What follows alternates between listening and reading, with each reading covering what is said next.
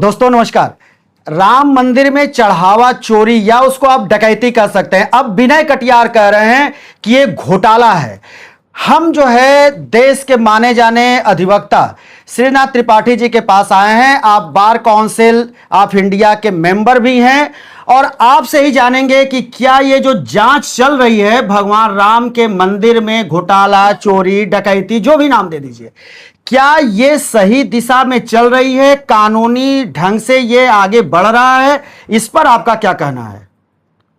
देखिए, एसआईटी बनाई गई, मैं तो नहीं समझ पाया कि वो हिंदुस्तान का कौन सा कानून है जिसमें एसआईटी बनाई जाती है।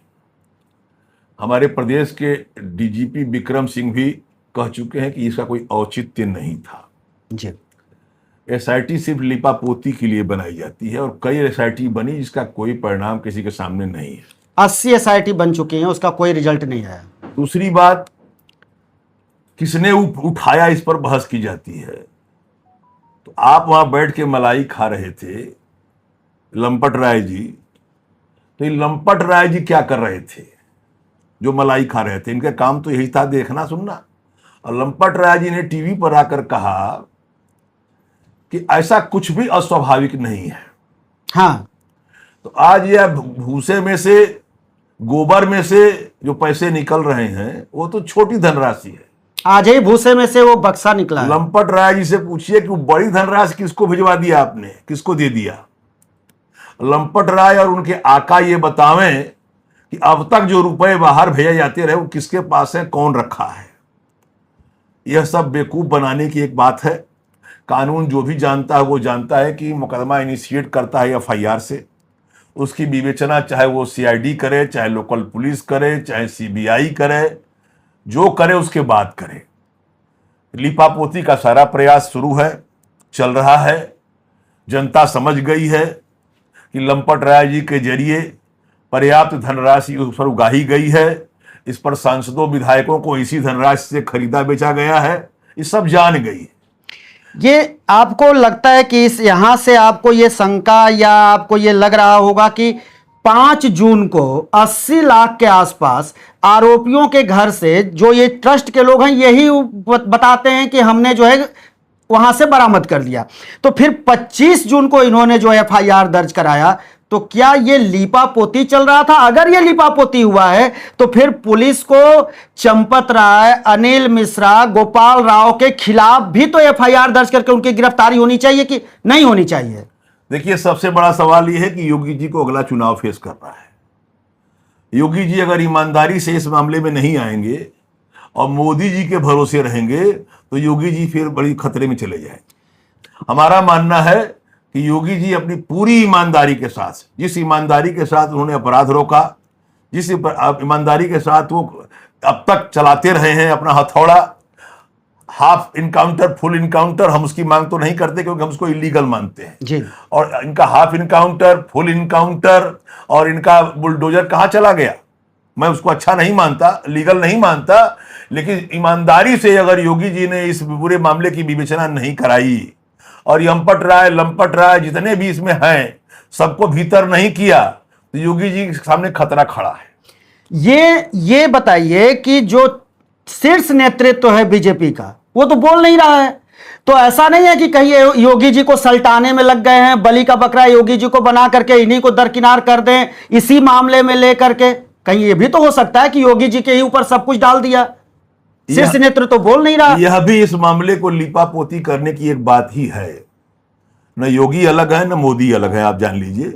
सब निपटेंगे इस मामले में। अगर यह मामला कायदे से नहीं निपटा तो सब निपटेंगे, चाहे योगी हो, चाहे मोदी हो, चाहे भोगी हो, सब निपट जाएंगे इसी मामले में।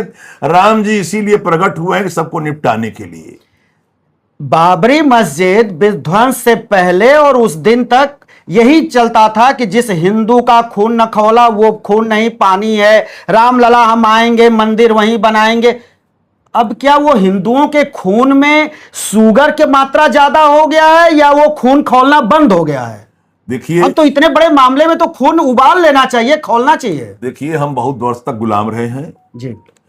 हम लोग बहुत बड़े डरपोक हैं, चोट्टे भी हैं, इसलिए हम लोग न खून खौलता है न हम लोगों का भय होता है। सुनिए, राम मंदिर का पूर्ववर्ती मस्जिद गिराने में शहीदों ने काम किया, न उसमें भाजपा थी न उसमें आरएसएस था।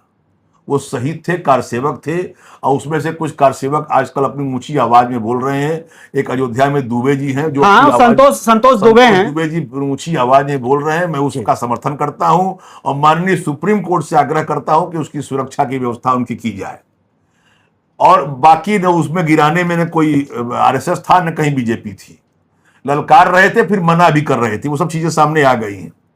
और मंदिर बनाने के मुकदमे में शंकराचार्य जी ने मुकदमा लड़ा, ये सब जानते हैं। और मुक्तेश्वरानंद भी आप पक्षकार और मुक्तेश्वरानंद वो बहस कर रहे थे, उसमें शामिल होते थे। और उसमें भी कहीं कहीं आरएसएस नहीं था, कहीं बीजेपी नहीं थी। इसके बाद इसको कैप्चर कर लिया इन लोगों ने, सरकार इनकी थी। डर से, भय से, पैसे से कैप्चर कर लिया।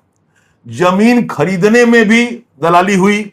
विशाल सिंह को बनारस से ले जाकर के वहां पोस्ट किया गया, सब जानते हैं।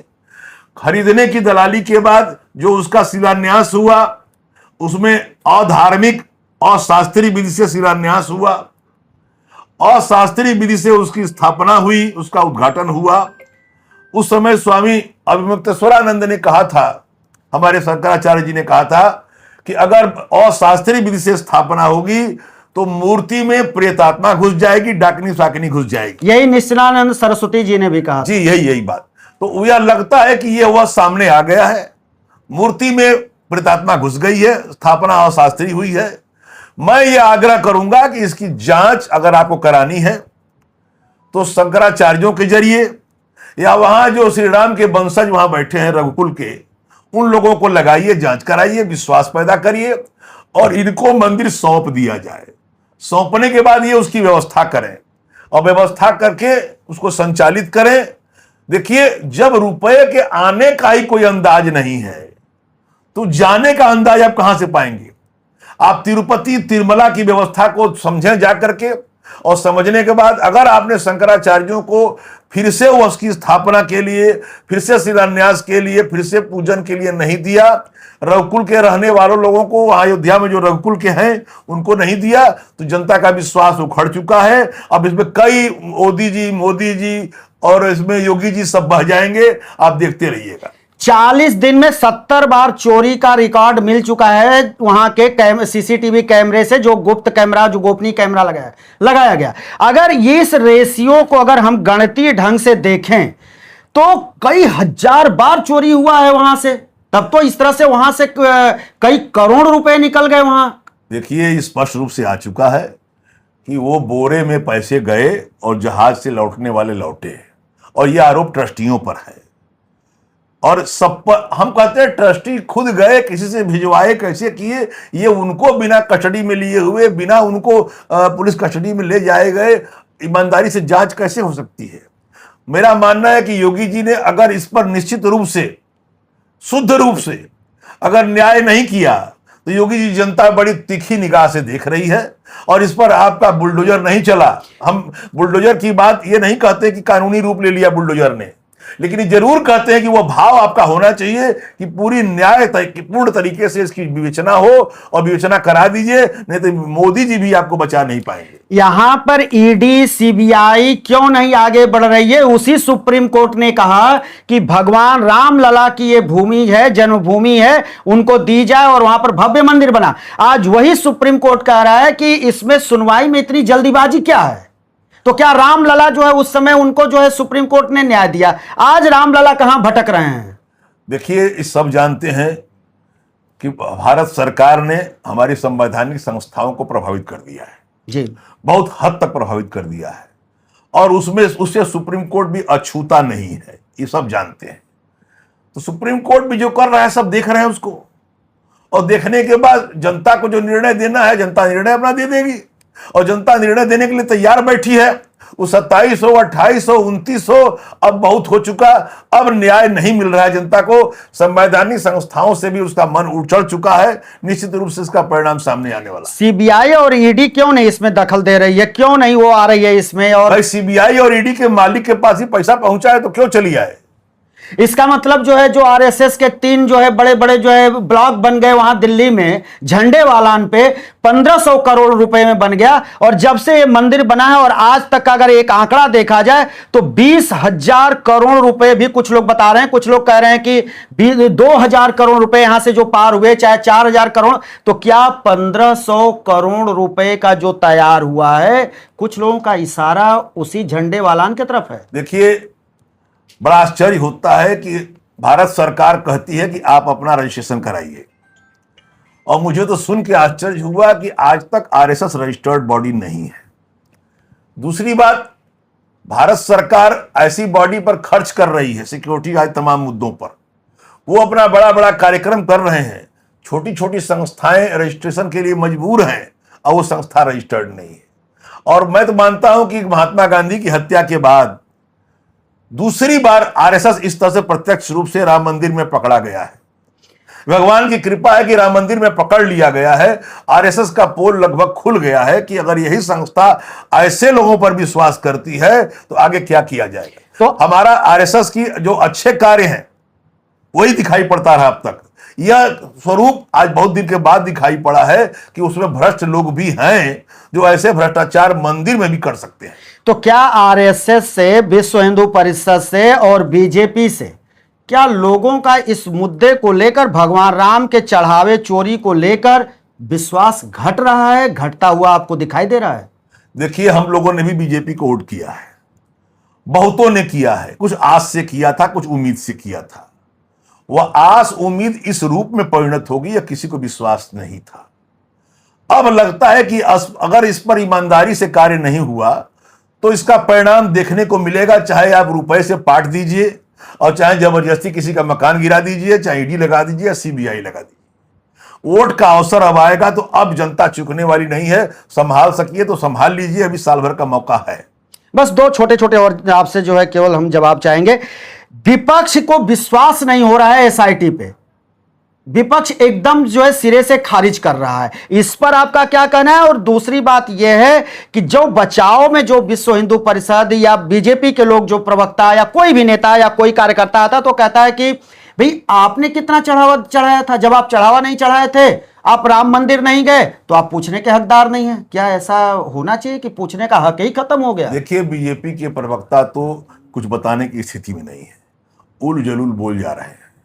और विपक्ष का जहां तक सवाल है, सरकार विपक्ष को पप्पू लल्लू बनाने में परेशान है। आपने तमिलनाडु में देखा कि 40 वर्ष से डीएमके एनआरडीएमके वहां स्थापित थी, जनता ने उसको किनारे किया और स्वयं जनता ने एक पार्टी खड़ी कर दी। 40 दिन में आई हुई पार्टी वहां सत्तारूढ़ हो गई। तो जनता अपना विकल्प खोज लेती है, उसकी चिंता किसी को नहीं करनी है। जनता खोज लेगी अपना मजबूत विकल्प और दे देगी मजबूत विकल्प। आप संभाल सकिए तो साल भर में संभाल लीजिए, नहीं तो संभलने वाला नहीं दिखता है। शीर्ष नेतृत्व का चुप्पी का क्या कारण है? शीर्ष नेतृत्व तक बात पहुंच रही थी, माल पहुंच रहा था, इसमें बहस कहां है? आखिर गोपाल राय लंपट राय अपने पास रखे हैं। ये 550 जिलों में जो है देश के बीजेपी के बड़े आलीशान जो है दफ्तर बन गए, उसका भी कोई लेखा जोखा नहीं है। लोग कह रहे हैं कि उसके बारे में भी नहीं। देश ले लेगा लेखा जोखा, उनका मांगेगा, ले लेगा, घबराए नहीं, घबराए। देश लेखा जोखा ले लेगा, सबकी निगाह में है, सबकी निगाह में है कि देश उनका लेखा ले लेगा और समय आने पर ले लेगा। आपने देखा कि आप बहुत ही साफगोई से आपने कहा कि देश लेखा जोखा ले लेगा, जनता सब जानती है, जनता सब समझ रही है, समय का इंतजार है, समय आएगी तो जनता जो है पूरे हिसाब को चुकता कर लेगी, ये आपका कहना है। आप हमारे YouTube चैनल द पत्रकार टीवी के लिए आपने समय निकाला, इसके लिए आपको बहुत बहुत धन्यवाद। Thank you, thank you.